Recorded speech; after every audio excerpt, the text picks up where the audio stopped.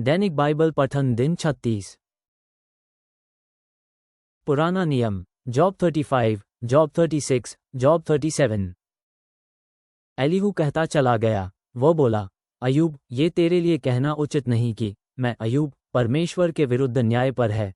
अय्यूब, तू परमेश्वर से पूछता है कि हे परमेश्वर, मेरा पाप तुझे कैसे हानि पहुंचाता है, और यदि मैं पाप न करूं तो कौन सी उत्तम वस्तु मुझको मिल जाती है। अय्यूब, मैं एलीहू तुझको और तेरे मित्रों को जो यहाँ तेरे साथ हैं उत्तर देना चाहता हूँ। अय्यूब, उपदेक आकाश में दृष्टि उठा कि बादल तुझसे अधिक ऊंचे हैं। अय्यूब, यदि तू पाप करे तो परमेश्वर का कुछ नहीं बिगड़ता, और यदि तेरे पाप बहुत हो जाएं तो उससे परमेश्वर का कुछ नहीं होता। अय्यूब, यदि तू भला है तो इससे परमेश्वर का भला नहीं होता, तुझसे परमेश्वर को कुछ नहीं मिलता। अय्यूब, तेरे पाप स्वयं तुझ जैसे मनुष्य को हानि पहुंचाते हैं, तेरे अच्छे कर्म बस तेरे जैसे मनुष्य का ही भला करते हैं। लोगों के साथ जब अन्याय होता है और बुरा व्यवहार किया जाता है तो वे मदद को पुकारते हैं, वे बड़े बड़ों की सहायता पाने को दुहाई देते हैं, किंतु वे परमेश्वर से सहायता नहीं मांगते। ही कहते हैं कि परमेश्वर जिसने हमको रचा है कहाँ है, परमेश्वर जो हताश जन को आशा दिया करता है वह कहाँ है।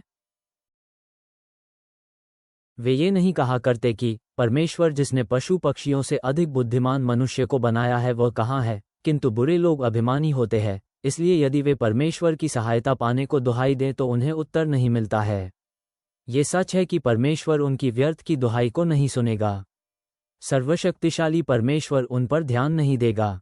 अय्यूब, इसी तरह परमेश्वर तेरी नहीं सुनेगा जब तू ये कहता है कि वह तुझको दिखाई नहीं देता और तू उससे मिलने के अवसर की प्रतीक्षा में है, और यह प्रमाणित करने की तू निर्दोष है। अय्यूब, तू सोचता है कि परमेश्वर दुष्टों को दंड नहीं देता है और परमेश्वर पाप पर ध्यान नहीं देता है। इसलिए अय्यूब निज व्यर्थ बातें करता रहता है। अय्यूब ऐसा व्यवहार कर रहा है कि जैसे वह महत्वपूर्ण है। चेक, किंतु ये देखना कितना सरल है कि अय्यूब नहीं जानता कि वह क्या कह रहा है। एलीहू ने बात जारी रखते हुए कहा, अय्यूब, मेरे साथ थोड़ी देर और धीरज रख। मैं तुझको दिखाऊंगा कि परमेश्वर के पक्ष में अभी कहने को और है। मैं अपने ज्ञान को सबसे बांटूंगा। मुझको परमेश्वर ने रचा है। चेक, मैं जो कुछ भी जानता हूं मैं उसका प्रयोग तुझको ये दिखाने के लिए करूंगा कि परमेश्वर निष्पक्ष है। अय्यूब, तू यह निश्चय जान कि जो कुछ मैं कहता हूं वो सब सत्य है। मैं बहुत विवेकी हूं और मैं तेरे साथ हूं।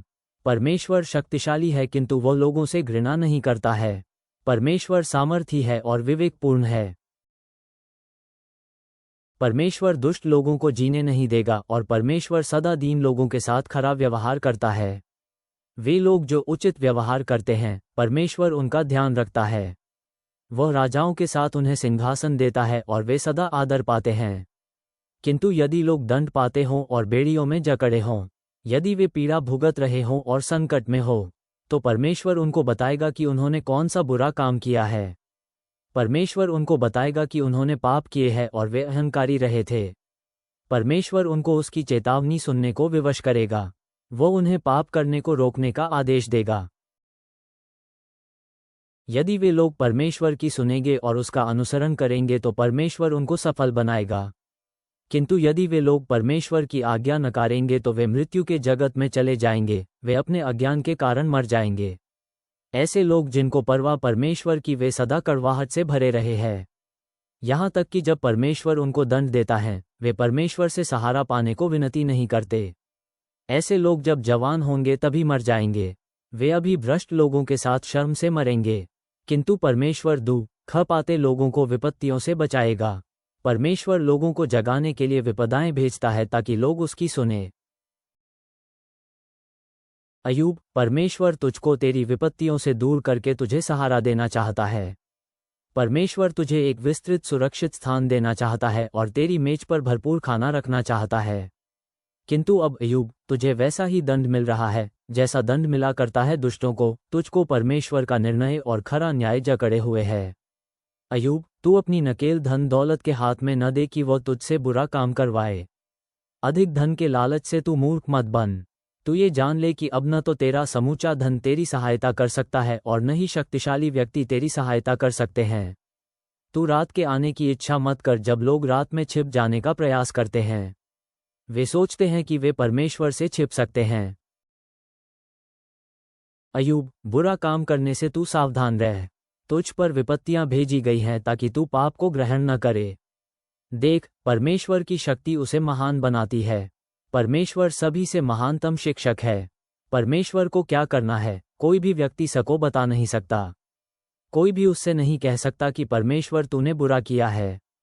परमेश्वर के कर्मों की प्रशंसा करना तू मत भूल।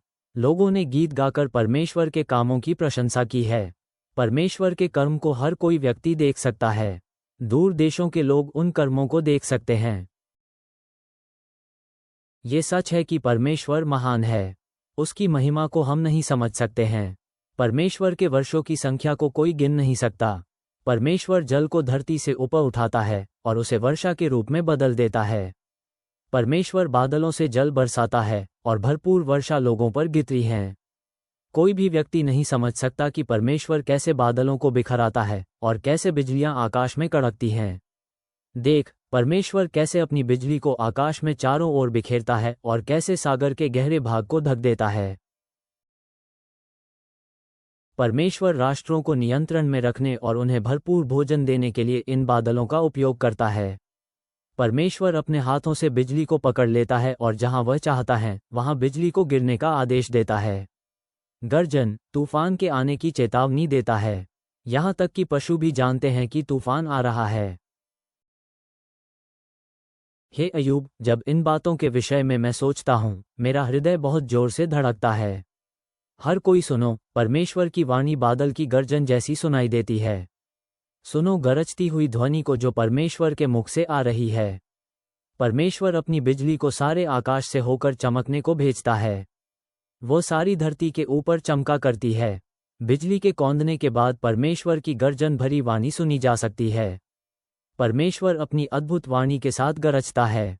जब बिजली कौंधती है तब परमेश्वर की वाणी गरजती है। परमेश्वर की गरजती हुई वाणी अद्भुत है। वह ऐसे बड़े कर्म करता है जिन्हें हम समझ नहीं पाते हैं।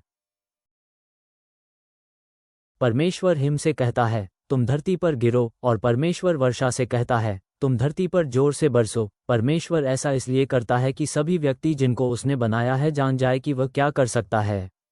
वह उसका प्रमाण है। पशु अपने खोहों में भाग जाते हैं और वहां ठहरे रहते हैं। दक्षिण से तूफान आते हैं और उत्तर से सर्दी आया करती है। परमेश्वर का श्वास बर्फ को रचता है और सागरों को जमा देता है। परमेश्वर बादलों को जल से भरा करता है और बिजली को बादल के द्वारा बिखेरता है। परमेश्वर बादलों को आने देता है कि वह उड़कर सब कहीं धरती के ऊपर छा जाए और फिर बादल वहीं करते हैं जिसे करने का आदेश परमेश्वर ने उन्हें दिया है। परमेश्वर बाढ़ लाकर लोगों को दंड देने अथवा धरती को जल देकर अपना प्रेम दर्शाने के लिए बादलों को भेजता है। अय्यूब, तू क्षण भर के लिए रुक और सुन। रुक जा और सोच उन अद्भुत कार्यों के बारे में जिन्हें परमेश्वर किया करता है। अय्यूब, क्या तू जानता है कि परमेश्वर बादलों पर कैसे काबू रखता है? क्या तू जानता है कि परमेश्वर अपनी बिजली को क्यों चमकाता है? क्या तू ये जानता है कि आकाश में बादल कैसे लटके रहते हैं? ये एक उदाहरण मात्र हैं। परमेश्वर का ज्ञान संपूर्ण है और ये बादल परमेश्वर की अद्भुत कृति हैं। किंतु अय्यूब, तुम ये बातें नहीं जानते। तुम बस इतना जानते हैं कि तुमको पसीना आता है और तेरे वस्त्र तुझसे चिपके रहते हैं और सब कुछ शांत व स्थिर रहता है जब दक्षिण से गर्म हवा आती है। अय्यूब, क्या तू परमेश्वर की मदद आकाश को फैलाने में और उसे झलकाए गए दर्पण की तरह चमकाने में कर सकता है? अय्यूब, हमें बता कि हम परमेश्वर से क्या कहें।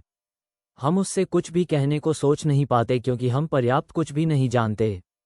क्या परमेश्वर से ये कह दिया जाए कि मैं उसके विरोध में बोलना चाहता हूँ? यह वैसे ही होगा जैसे अपना विनाश मांगना। देख, कोई भी व्यक्ति चमकते हुए सूर्य को नहीं देख सकता। जब हवा बादलों को उड़ा देती है उसके बाद वो बहुत उजला और चमचमाता हुआ होता है। और परमेश्वर भी उसके समान है। परमेश्वर की सुनहरी महिमा चमकती है। परमेश्वर अद्भुत महिमा के साथ उत्तर से आता है। सर्वशक्तिमान परमेश्वर सचमुच महान है। हम परमेश्वर को नहीं जान सकते। परमेश्वर सदा ही लोगों के साथ न्याय और निष्पक्षता के साथ व्यवहार करता है। इसलिए लोग परमेश्वर का आदर करते हैं, किंतु परमेश्वर उन अभिमानी लोगों को आदर नहीं देता है जो स्वयं को बुद्धिमान समझते हैं। नया नियम, मैथ्यू चैप्टर 24:1 से 31।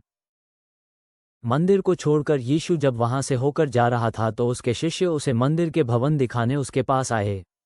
इस पर यीशु ने उनसे कहा, तुम इन भवनों को सीधे खड़े देख रहे हो? मैं तुम्हें सच बताता हूं, यहाँ एक पत्थर पर दूसरा पत्थर टिका नहीं रहेगा। एक एक पत्थर गिरा दिया जाएगा। यीशु जब जैतून पर्वत पर बैठा था तो एकांत में उसके शिष्य उसके पास आए और बोले, हमें बताइए कब घटेगा? जब तू वापस आएगा और इस संसार का अंत होने को होगा तो कैसे संकेत प्रकट होंगे? उत्तर में यीशु ने उनसे कहा, सावधान, तुम लोगों को कोई छलने न पाए। मैं यह इसलिए कह रहा हूं कि ऐसे बहुत से हैं जो मेरे नाम से आएंगे और कहेंगे, मैं मसीह हूं, और वे बहुतों को छलेंगे। तुम पास के युद्धों की बातें या दूर के युद्धों की अफवाहें सुनोगे, पर देखो तुम घबराना मत। ऐसा तो होगा ही, किंतु अभी अंत नहीं आया है। हर एक जाति दूसरी जाति के विरोध में और एक राज्य दूसरे राज्य के विरोध में खड़ा होगा। अकाल पड़ेंगे, हर कहीं भूचाल आएंगे, किंतु ये सब बातें तो केवल पीड़ाओं का आरंभ ही होगा। उस समय वे तुम्हें दंड दिलाने के लिए पकड़वाएंगे और वे तुम्हें मरवा डालेंगे। क्योंकि तुम मेरे शिष्य हो, सभी जातियों के लोग तुमसे घृणा करेंगे। उस समय बहुत से लोगों का मोह टूट जाएगा और विश्वास डिग जाएगा। वे एक दूसरे को अधिकारियों के हाथों सौंपेंगे और परस्पर घृणा करेंगे। बहुत से झूठे नबी उठ खड़े होंगे और लोगों को ठगेंगे। क्योंकि अधर्मता बढ़ जाएगी सो बहुत से लोगों का प्रेम ठंडा पड़ जाएगा। किंतु जो अंत तक टिका रहेगा उसका उद्धार होगा। स्वर्ग के राज्य का ये सुसमाचार समस्त विश्व में सभी जातियों को साक्षी के रूप में सुनाया जाएगा और तभी अंत आएगा। इसलिए जब तुम लोग भयानक विनाशकारी वस्तु को, जिसका उल्लेख दानियल नबी द्वारा किया गया था, मंदिर के पवित्र स्थान पर खड़े देखो, पढ़ने वाला स्वयं समझ ले कि इसका अर्थ क्या है। तब जो लोग यहूदिया में हों उन्हें पहाड़ों पर भाग जाना चाहिए। जो अपने घर की छत पर हों वह घर से बाहर कुछ भी ले जाने के लिए नीचे न उतरें। और जो बाहर खेतों में काम कर रहे हों वह पीछे मुड़कर अपने वस्त्र तक न लें। उन स्त्रियों के लिए जो गर्भवती होंगी या जिनके दूध पीते बच्चे होंगे, वे दिन बहुत कष्ट के होंगे। प्रार्थना करो कि तुम्हें सर्दियों के दिनों या सबत के दिन भागना न पड़े। उन दिनों ऐसी विपत्ति आएगी जैसी जब से परमेश्वर ने ये सृष्टि रची है, आज तक कभी नहीं आई और न कभी आएगी। और यदि परमेश्वर ने उन दिनों को घटाने का निश्चय न कर लिया होता तो कोई भी न बचता, किंतु अपने चुने हुओं के कारण वह उन दिनों को कम करेगा। उन दिनों यदि कोई तुम लोगों से कहे, देखो ये रहा मसीह या वह रहा मसीह, तो उसका विश्वास मत करना। मैं ये कहता हूं क्योंकि कपटी मसीह और कपटी नबी खड़े होंगे और ऐसे ऐसे आश्चर्य चिन्ह दिखाएंगे और अद्भुत काम करेंगे कि बन पड़े तो वह चुने हुओं को भी चकमा दे दें। देखो मैंने तुम्हें पहले ही बता दिया है। सो यदि वे तुमसे कहें, देखो वह जंगल में है, तो वहां मत जाना, और यदि वे कहें, देखो वह उन कमरों के भीतर छुपा है, तो उनका विश्वास मत करना। मैं ये कह रहा हूं क्योंकि जैसे बिजली पूरब में शुरू होकर पश्चिम के आकाश तक कौंध जाती है, वैसे ही मनुष्य का पुत्र भी प्रकट होगा। जहां कहीं लाश होगी वहीं गिद्ध इकट्ठे होंगे। उन दिनों जो मुसीबत पड़ेगी उसके तुरंत बाद सूरज काला पड़ जाएगा, चांद से उसकी चांदनी नहीं छिटकेगी, आसमान से तारे गिरने लगेंगे और आकाश में महाशक्तियां झकझोर दी जाएंगी। उस समय मनुष्य के पुत्र के आने का संकेत आकाश में प्रकट होगा। तब पृथ्वी पर सभी जातियों के लोग विलाप करेंगे और वे मनुष्य के पुत्र को शक्ति और महिमा के साथ स्वर्ग के बादलों में प्रकट होते देखेंगे। वो ऊंचे स्वर्ग की तुरही के साथ अपने दूतों को भेजेगा। फिर वे स्वर्ग के एक छोर से दूसरे छोर तक सब कहीं से अपने चुने हुए लोगों को इकट्ठा करेगा। वो ऊंचे स्वर्ग की तुरही के साथ अपने दूतों को भेजेगा। फिर वे स्वर्ग के एक छोर से दूसरे छोर तक सब कहीं से अपने चुने हुए लोगों को इकट्ठा करेगा। नीतिवचन, प्रोवर्ब्स चैप्टर 4:1 से 9। हे मेरे पुत्रों, एक पिता की शिक्षा को सुनो, उस पर ध्यान दो और तुम समझ बूझ पालो। मैं तुम्हें गहन गंभीर ज्ञान देता हूँ। मेरी इस शिक्षा का त्याग तुम मत करना। जब मैं अपने पिता के घर एक बालक था और माता का अति कोमल एक मात्र शिशु था, मुझे सिखाते हुए उसने कहा था, मेरे वचन अपने पूर्ण मन से थामे रह। मेरे आदेश पाल तो तू जीवन रहेगा। तू बुद्धि प्राप्त कर और समझ बूझ प्राप्त कर। मेरे वचन मत भूल और उनसे मत डिग। बुद्धि मत त्याग, वह तेरी रक्षा करेगी, उससे प्रेम कर, वह तेरा ध्यान रखेगी। बुद्धि का आरंभ ये है, तू बुद्धि प्राप्त कर, चाहे सब कुछ देकर भी तू उसे प्राप्त कर। तू समझबूझ प्राप्त कर, तू उसे महत्व दे, वह तुझे ऊंचा उठाएगी, उसे तू गले लगा ले, वह तेरा मान बढ़ाएगी। वह तेरे सिर पर शोभा की माला धरेगी और वह तुझे एक वैभव का मुकुट देगी। बुद्धि मत त्याग, वह तेरी रक्षा करेगी, उससे प्रेम कर, वह तेरा ध्यान रखेगी। बुद्धि का आरंभ ये है, तू बुद्धि प्राप्त कर, चाहे सब कुछ देकर भी तू उसे प्राप्त कर। तू समझबूझ प्राप्त कर, तू उसे महत्व दे, वह तुझे ऊंचा उठाएगी, उसे तू गले लगा ले, वह तेरा मान बढ़ाएगी। वह तेरे सिर पर शोभा की माला धरेगी और वह तुझे एक वैभव का मुकुट देगी। सर्वशक्तिमान परमेश्वर, तू हमारे हृदय की स्थिति को देखता है और हमें सच्चे मन से पाप से दूर होने के लिए बुलाता है। जैसे हम सूबेदार के विश्वास और उस विधवा के विश्वास को देखते हैं जिसके पुत्र को मृत्यु से जीवित किया गया, वैसे ही हमारे विश्वास को तेरी सामर्थ्य और करुणा में बढ़ा। हमें ये पहचानने में सहायता कर कि यीशु रोग, मृत्यु और जीवन की हर परिस्थिति के प्रभु हैं। हमारा विश्वास तेरे नाम की महिमा करे और हमारी गवाही दूसरों को केवल मसीह में पाई जाने वाली आशा की ओर ले जाए। हमारे प्रभु यीशु मसीह की कृपा हमेशा हमारे साथ बनी रहे। आमीन।